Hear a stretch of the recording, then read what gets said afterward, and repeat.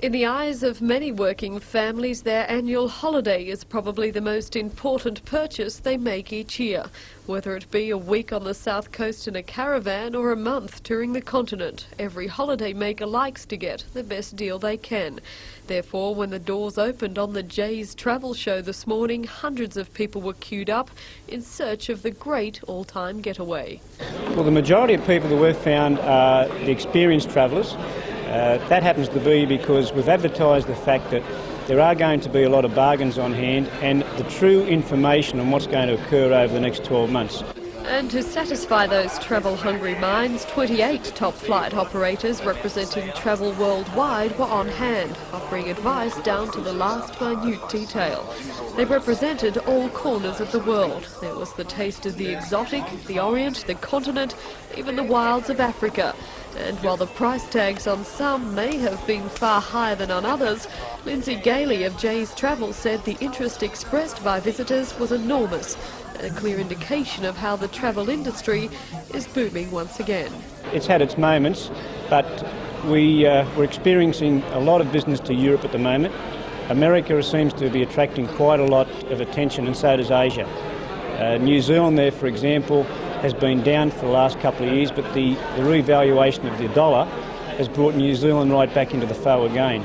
So if you've got a spare hour, a great imagination and are a little short on cash right now, sail into the travel fair, grab a handful of brochures, sit down, close your eyes, relax and dream you're on your Clayton's holiday, courtesy of the travel fair. Tracy Reid reporting for NBN News.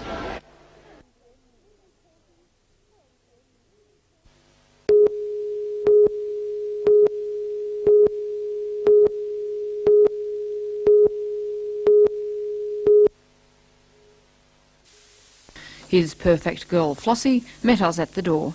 Flossie is a galah. Found in Singleton, she now lives with Albert Steele and his wife Laurel in Toronto. Albert is a retired seafarer. Not a second passes which Flossie doesn't spend with Albert. When Flossie isn't telling her tall tales, she loves hearing secret stories he has to tell. Huh? Albert can't decide just where she excels in her many talents. He thinks she makes a perfect watchdog. Or maybe she's better suited as his personal dresser. And doing the laundry is perfect delight for this talented girl. You put that in. No shades of jealousy from Laurel, but for Albert, perfection has come at a price. I don't know, she's more or less one of the family now, you know, she sort of takes over everyone, or takes over the home, you know, the house. Whatever's good for Albert must undoubtedly be better for her. There's nothing like stealing from the mouth that feeds Flossie. When Albert wants a drink, then she can't be left behind. Furthermore, birds of a feather shower together. And finally, there's nothing more perfect to end a busy day for Albert and Floss than a quiet hour of television.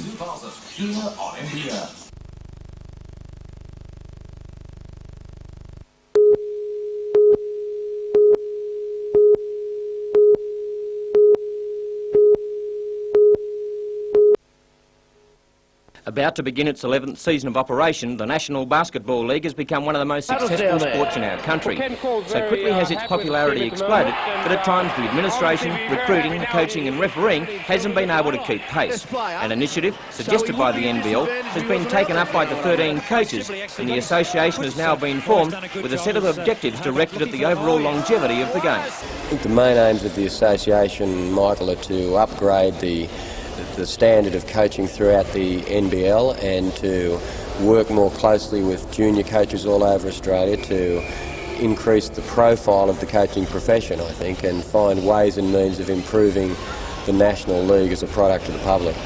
And it just so happens that the enigmatic father figure of the Falcons, Ken Cole, has just been appointed to coach the South All-Stars in the big end-of-season clash.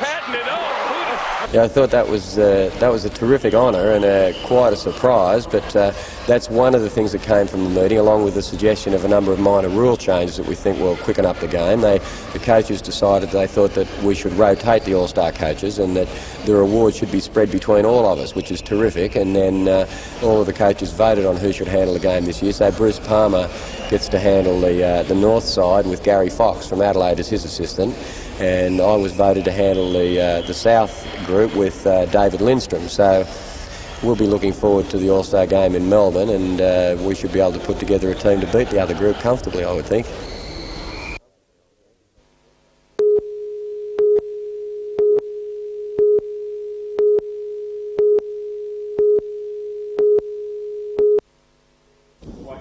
Mine workers went on strike in November last year over BP Coal's proposal to introduce a 4-panel roster system, which the unions called an erosion of the traditional 35-hour week. The men returned after Christmas when BP invoked Supreme Court action and the threat of a damages claim. But talks between management and unions continued, ending in an accord last night. The mine workers voted to accept a package of concessions which included, most importantly, an agreement to end all moves to a 4-panel roster. We'd see it as a victory in the sense that the principle of the 35 hours is retained and the 5-panel roster is established. That's important. There's also a number of other areas that are important to us, and there's been areas included in the settlement that are important also to the company. So I say again, in that sense, it does represent a common sense solution. It's perhaps unfortunate it didn't come a little sooner. BP executives and union leaders continued to discuss the package late today after workers returned to the mines. A company spokesman said BP had won gains, although it hadn't achieved the full extent of cost reductions. Equally, unions hadn't lost out entirely on working conditions. The package includes proposals for new weekend rosters at an altered rate, changes in overtime hours and pursuit of new efficiencies on the worksite. The agreement must be ratified by mining unions and a liaison committee before being implemented, but at this stage that appears to be a formality.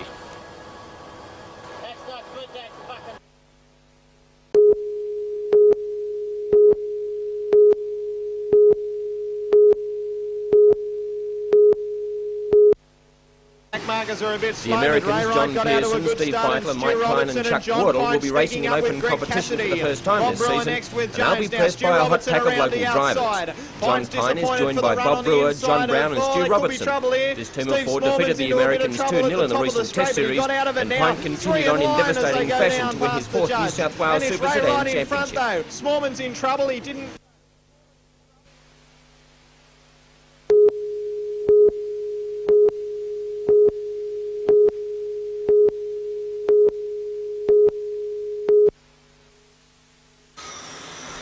This is the site that greeted Coldfields residents wanting to dump their rubbish this week. The dispute involves the council's outdoor workers, including garbage and sanitation collectors. It stems from the council's decision to change long-held sick leave awards following a recent 4% second-tier wage adjustment for Cessnock's outdoor council workers. Despite the Industrial Commission's orders that the men return to work, Union President Ray Matthews says these small changes threaten long-standing principles in their award, and his union would not give in easily despite the discomfort caused to some Cessnock residents. We've had the other conditions for many years, and they are not entitled to interfere with this industrial agreement. There is a clause in the industrial agreement that says any interference with it, any change in the conditions must be agreed to by both parties, and also the Labor aldermen on this council, before the last elections, promised us that they wouldn't interfere with any of our conditions. Although masses of rubbish were yet to appear on Cessnock streets, most bins today were well filled. Members of the union were due to receive telegrams late this afternoon from Sydney instructing Cessnock members to meet early Monday morning to resolve the issue. Meanwhile, Mayor Marie Callaghan says she is concerned for the health of residents if garbage and sanitation workers do not obey the Industrial Commission's directives. Unfortunately, the public are going to be without services, and we're very annoyed about this. We're very distressed for our older residents who have no means of ridding themselves of the night soil. It's an enormous problem for the ratepayers of the city.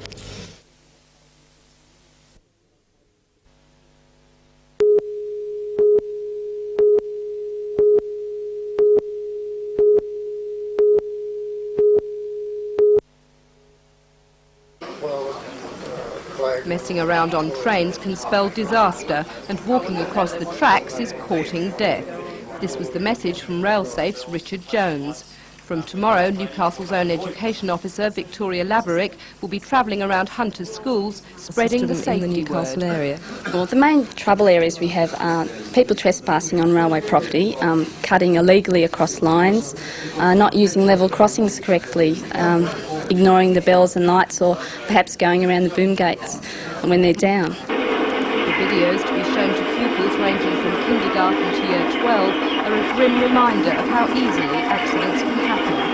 But the warnings are tempered with games and puzzles to instil a sense of community pride and responsibility in the rail network. At next week's Newcastle show, the RailSafe team will be stressing the safety theme, working towards a more secure and pleasant rail network for everyone.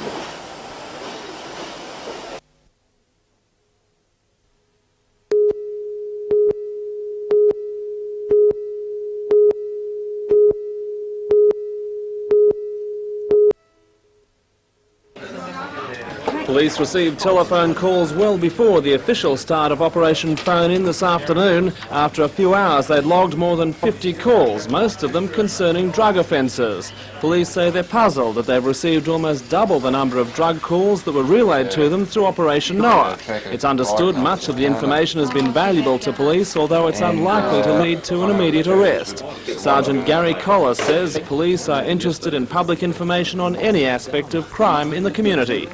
Well, they can call on any range of things. We've got people here who can talk to them. If they've got any questions about particular offences, we've got people here who can deal with them. We've got people from the drug squad, the highway patrol, people from the Juvenile Services Bureau, licensing police and community relations police and general duty detectives. The crime hotline will operate until 9 o'clock tonight. The number to call is 290-822. Police say all information will be treated as confidential and callers are not required to give their names.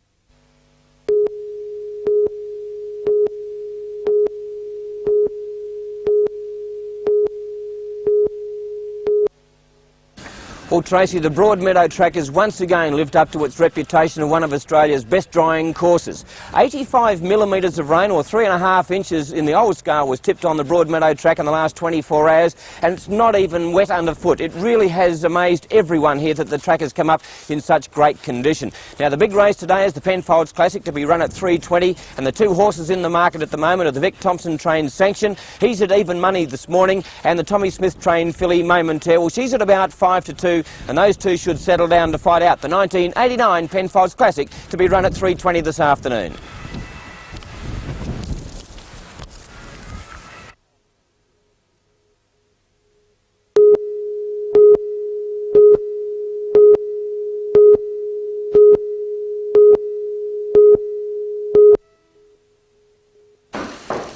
Playwright Lorna's Doll trilogy is probably best known for its Part 3, Summer of the 17th Doll.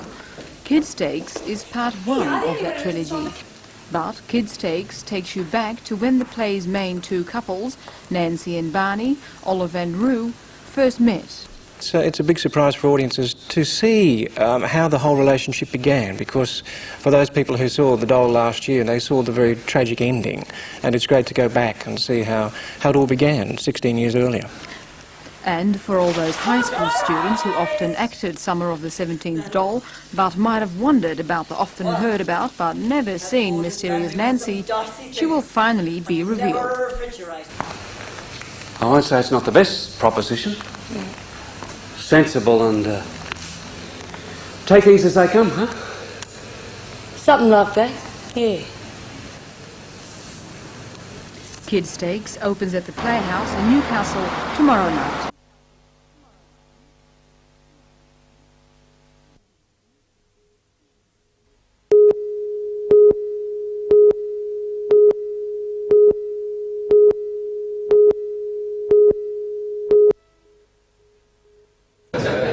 Representatives of Shortland Electricity and the Chamber of Commerce were among those who presented submissions during a visit to the Hunter today by the inquiry chairman, John Butters. Shortland Electricity says it now gets a 25% return on electricity sales, while the average industry return is 29%. As a result, it wants tariffs restructured across the board to give industry-wide parity. Shortland Electricity says it is disadvantaged as it has a mixture of customers, including a heavy industry base. The inquiry will report to the Energy Minister, Neil Pickard, by the end of March, and new tariffs should apply from the 1st of July. We can expect better managed tariffs. I think there is clear evidence that the present administration, the present government's view of returning to the councils appropriate amounts of authority and autonomy to get on with the job of managing. They're perfectly capable to manage very well indeed. They've got the professional expertise to do it, and I think we should as a community hand back the authority to get on and manage themselves most efficiently for our sakes, and we then receive the benefits. So if tariffs were to rise in July, what sort of increase could we be looking at? You're asking me a $64 question that we're required to report on by the end of March, and in fact I wouldn't want to say it even if I had an idea right now, because the input we're receiving today from the councils is very much part of what the conclusion must take into account.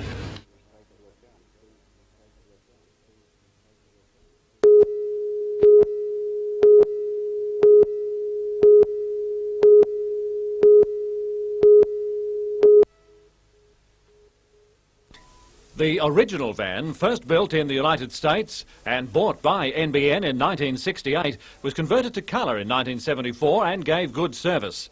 It's been seen at most important events and sports venues through that time, but eventually the old gave way to the new, and this is it.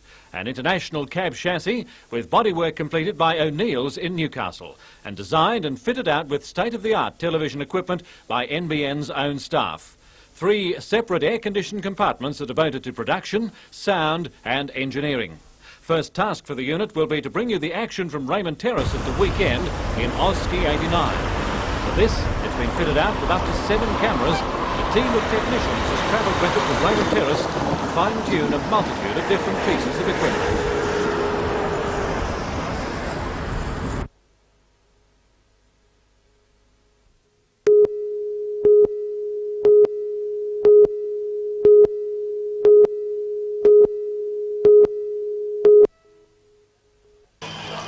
It's that time of the year again when the bushies come down to the big smoke.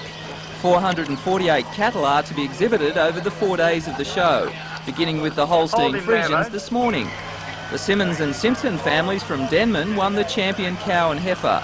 Mangoola Elevation Pet is valued at more than $15,000 and produces 35 litres of milk each day. Talking about milk, school excursion groups found out where it came from today, and then learnt one of the sweeter jobs living on the farm. Out in the ring, A-grade show jumping began, with several Australian and Olympic riders competing. John Fay from Taree here completes another faultless round. The first day of the show is traditionally slow. That didn't stop the action on Sideshow Alley. Armed with Pluto puffs and enthusiasm, the young showsters settled in for 4 days of fun.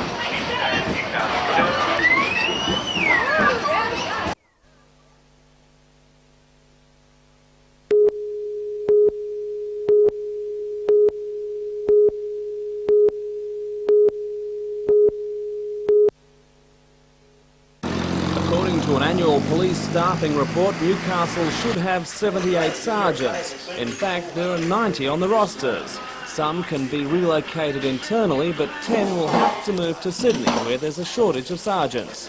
The sergeants say they don't want to go.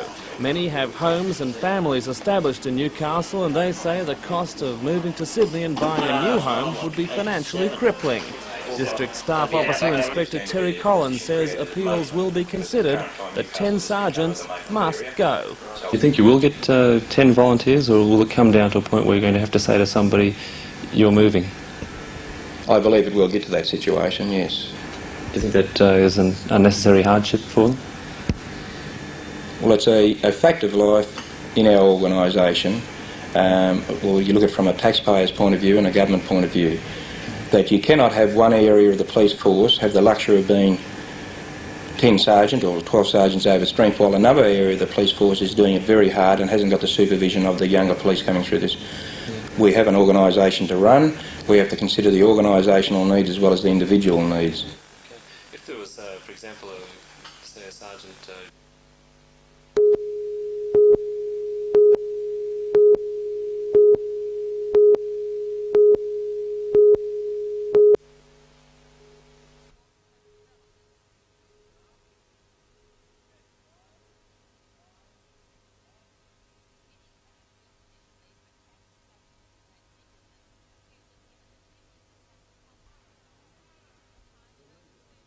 The Labor Party behaved in a way in which we never behaved in 12 years. They have got a program of systematic rabbling and disruption. Their grand attack on me blew up in their faces.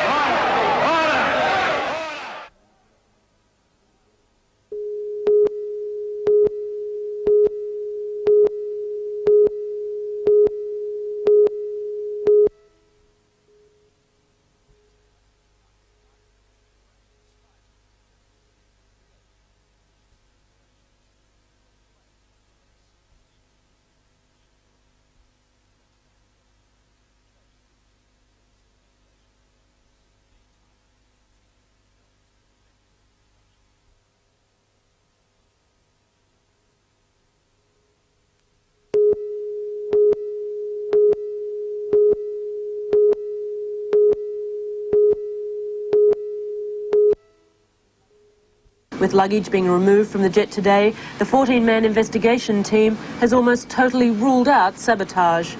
Preliminary reports suggest the fuselage was ripped away when the cargo door latch gave way as the plane pressurised at 23,000 feet.